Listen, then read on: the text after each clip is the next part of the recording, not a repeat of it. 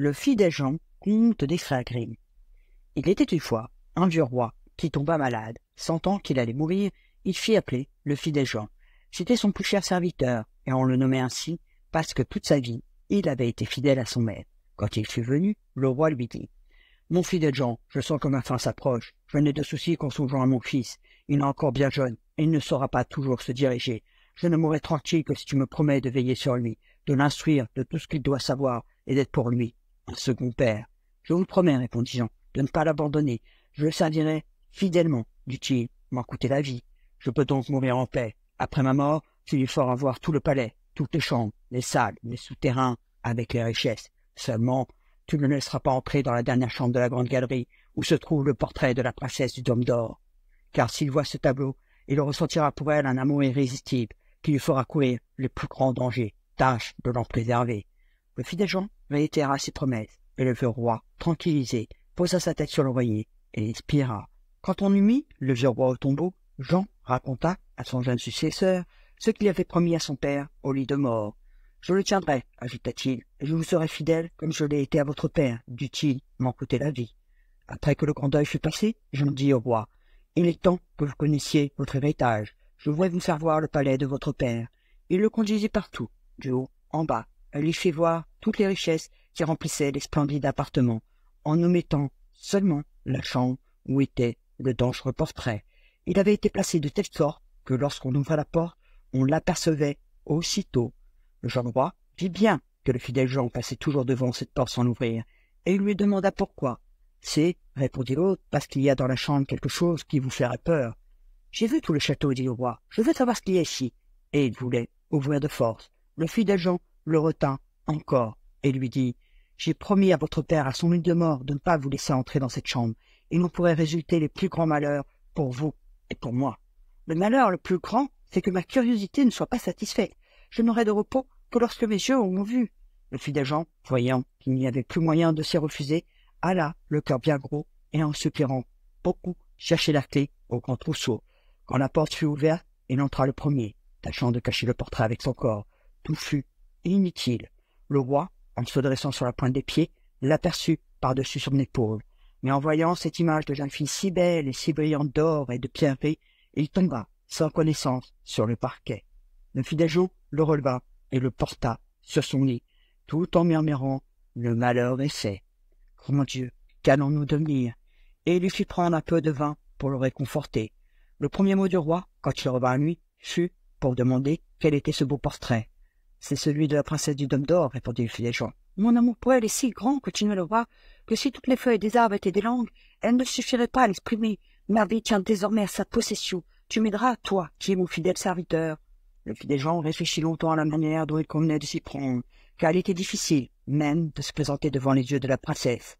Enfin, il imagina un moyen et dit au roi « Tout ce qui entoure la princesse est d'or, chaises, plats, tasses, gobelets, meubles de toute espèce. Vous avez 5 tonnes d'or dans vos trésors. Il faut en confier une aux orfèvres pour qu'ils vous en fassent des vases et des bijoux d'or. Tout cela doit plaire à la princesse. Nous nous mettrons en route avec ce bagage et nous tâcherons de réussir. » Le roi fit venir tous les orfèvres du pays, et ils travaillèrent nuit et jour, jusqu'à que tout fut prêt. Quand on eut chargé un navire, le fidèle Jean prit des habits de marchand, et le roi en fit autant pour que personne ne pût le reconnaître.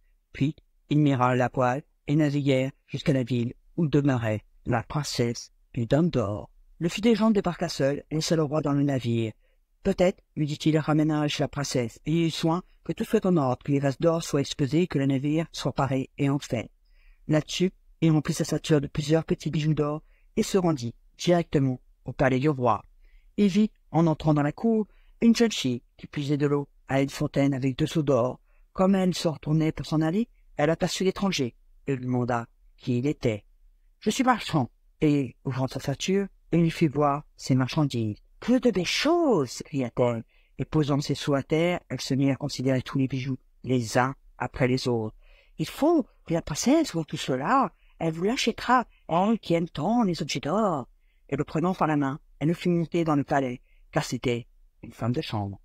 La princesse fut ravie de voir les bijoux, et elle dit « Tout cela est si bien travaillé que je te l'achète. » Mais le fidèle Jean répondit « Je ne suis que le serviteur d'un riche marchand. Tout ce que vous voyez ici n'est rien auprès de ce que mon maître a dans son navire. Vous y verrez les ouvrages d'or les plus beaux et les plus précieux. » Elle voulait se les faire apporter, mais il dit « Il n'en a trop, il faudrait trop de temps et trop de place. Votre palais n'y suffirait pas. » Sa curiosité n'en était que plus excitée, et enfin s'écria « Eh bien, conduis-moi à ce navire, je vais aller voir moi-même les trésors de notre maître. » Le fils des gens l'amena, tout joyeux, au navire, et le roi, en la voyant, la trouva encore plus belle que son portrait. Quand elle fut montée à bord, le roi lui offrit la main. Pendant ce temps-là, le fils des gens, qui était resté derrière, ordonna au capitaine de lever l'ancre un instant et de fuir à toute voile. Le roi était descendu avec elle dans la chambre et lui montrait une et une toutes les pièces de la vaisselle d'or, les plats, les coupes et les oiseaux, les bêtes sauvages. Plusieurs heures se passèrent ainsi, et pendant qu'elle était occupée à tout examiner, elle ne s'apercevait pas que le navire marchait. Quand elle eut fini, elle remercia le prétendu marchand et se disposa à retourner dans son palais.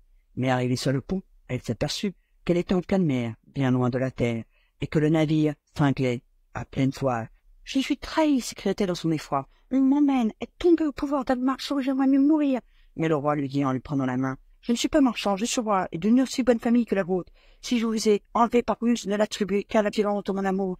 Il est si fort que quand j'ai vu votre portrait pour la première fois, j'en suis tombé sans connaissance à la renverse. » Ces paroles consolèrent la princesse. Son cœur en fut touché, et elle consentit à épouser le roi.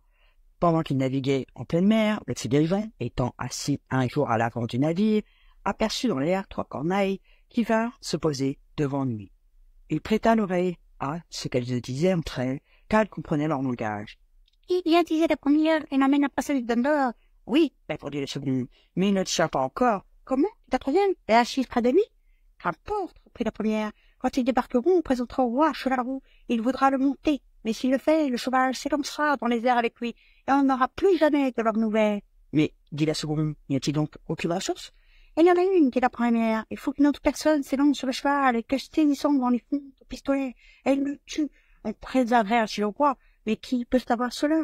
Et encore, celui qui le saurait et le dirait serait changé en pierre depuis les pieds jusqu'aux genoux. » La seconde corneille dit à son tour, « Je sais quelque chose de plus encore. En supposant que le cheval soit tué, le jeune roi ne possédera pas encore cette fiancée. Quand ils entreront ensemble dans le palais, on lui présentera sur un plat une magnifique chemise de noces, qui semblera tissu d'or et d'argent, mais n'est réellement que poids et souffle. Si le roi la met, elle le brûlera jusqu'à la moelle des os. Y a-t-il donc aucune ressource? Et il y en a une. Il faut qu'une personne munie de gants saisisse la chemise et la jette au feu. La cheville brûlée, le roi sera sauvé. Mais à quoi cela sert? Celui qui le saurait et le dirait se verrait changé en pierre depuis les genoux jusqu'au cœur. La troisième corneille ajouta, « Je sais quelque chose de plus encore. En supposant la chemise brûlée, le jeune roi ne possédera pas encore sa femme. S'il y a un bal de noces et que la jeune reine danse, elle s'évanouira tout à coup et tombera comme morte. Et elle le saura réellement si quelqu'un ne la relève pas aussitôt et ne lui suce pas l'oreille droite 3 gouttes de sang qui crachera immédiatement. Mais celui qui saurait cela et qui le dirait serait changé en pierre de la tête aux pieds. » Après cette conversation, les corneilles reprirent leur vol, et puis des gens qui avaient tout entendu resta depuis ce temps triste et silencieux.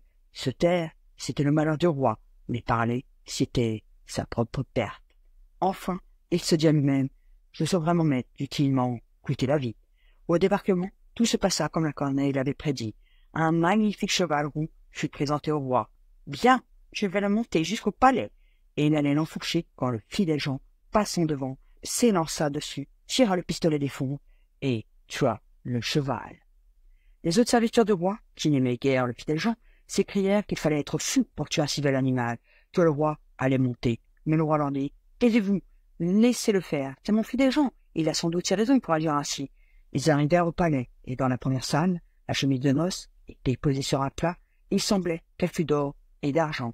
Le prince allait y toucher, mais le fidèle Jean le repoussa, et la saisissant avec des gants, il la jeta au feu, qui la consuma à l'instant même. Les autres serviteurs se remirent à murmurer, « Vous voyez, le voilà qui brûle la chemise de noces du roi. » Mais le jeune roi répéta encore, « Il a sans doute ses raisons, laissez-le faire, c'est mon fidèle. » On célébra les noces.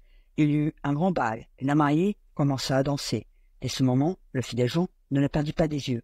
Tout à coup, il eut pris une faiblesse, et elle tomba comme une morte à la renverse. Se jetant sur elle aussitôt, il la releva et la porta dans sa chambre. Et là, l'ayant couchée sur son lit, il se pencha sur elle et lui suça à l'épaule droite 3 gouttes de sang qui cracha. Un instant même, elle respira et reprit connaissance. Mais le jeune roi, qui avait tout vu et qui ne comprenait rien à la conduite de Jean, le fit jeter en prison. Le lendemain, le fidèle Jean fut condamné à mort et conduit à la potence.